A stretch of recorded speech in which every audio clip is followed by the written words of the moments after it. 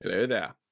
I wanted to give you a bit of a heads up about something that I've been working on that's going to be out in about 2 weeks' time. It's called the Public Gallery, and it's taking a different look at politics and what's going on in the lead up to this year's general election, because we're going to be bombarded with it. Trust me, I know what that's like. Anyway, this is not about politicians themselves, and it's not about electioneering, what they're promising, how they're being pushed on media, none of that. This is actually a documentary series following half a dozen people from around the country on their journey to decide what they're going to do come election day.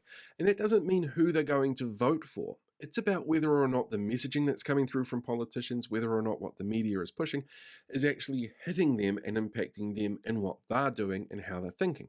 I've got 6 absolutely amazing people lined up for this.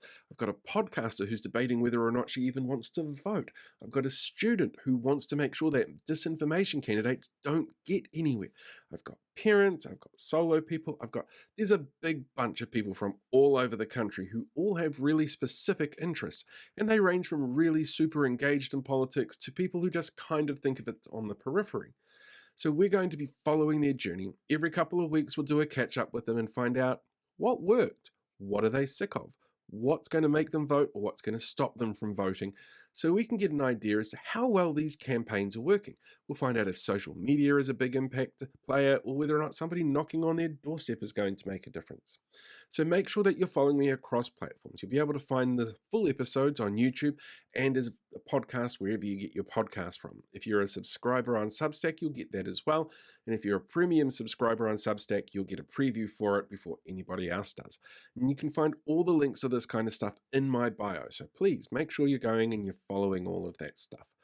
Until then, I'm really curious to know what your thoughts are on different campaigns. What do you like seeing in a campaign? What do you dislike seeing in a campaign? And have you decided yet who it is that you're going to vote for?